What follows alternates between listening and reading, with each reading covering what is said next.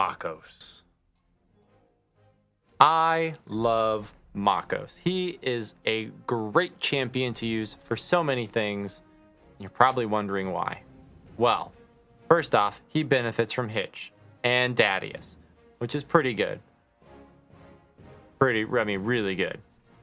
And then looking at his kit, we see 2 damage items, which is great, you know, focusing on him being a main DPS.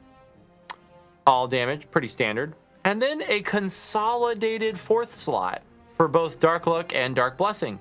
Now, what are those, you might be wondering? Well, it requires a choice. It's kind of an ultimatum. So Dark Luck says that whenever Makos lands a killing blow on an enemy, they will drop a whole bunch more gold.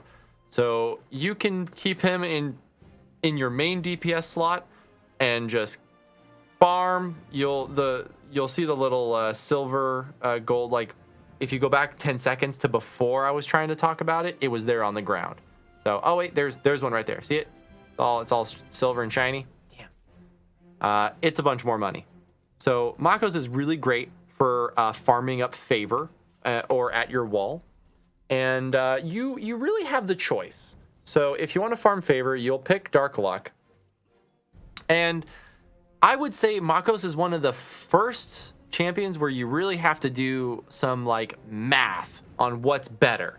Because if you use Makos' Dark Luck, that percentage extra gold is the rough equivalent to X waves further on, right?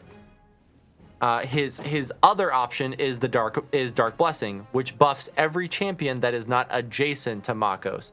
So generally, you want to put him into like the far corner, or at least not immediately next to your main DPS. That's like the bare minimum there.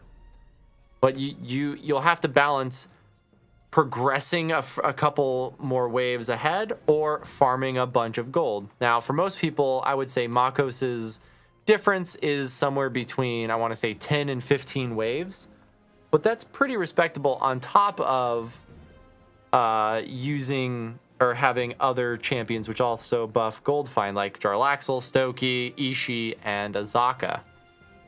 Or I think, oh god, I think our Khan also has some gold buffs. Anyway, that'll be for his video. But here's something that you might not consider. If you select Makos' Dark Luck, you can use him as kind of a support character, or you could have someone else be the main damage dealer, and you could just use his ult, which focuses on a single target, and it ripples into an AoE. Let's see if we can get it to proc. Here you go. Boom, right? That purple thing, that hits a great number of enemies in the area.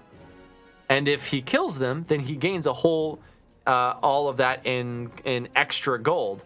And this is great because ultimates are based off of party damage and not his personal damage. You see the disparity there? So if you have a better damage dealer, but you still want to farm, Makos is a great option using the Dark Blessing.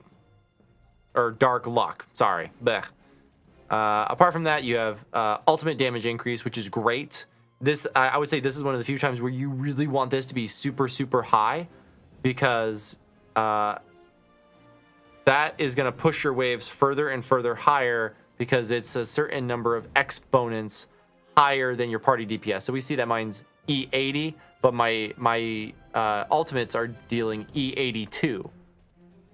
So it's just that little bit extra to push further and ensure that your ultimate is the one that's going to be getting the kill. So then every kill that you get will be getting a whole bunch of extra money thanks to Dark Luck. Looking at his upgrades, it's a lot of self-damage with boost to Dark Luck. Or alternatively, Dark Luck will be Dark Blessing. Looking at his at the buff chart, he's a pretty okay buffer. You're gonna have a hard time replacing him for a long time, but he's definitely, I would say, in the B tier of buffers, not S or like A plus or whatever.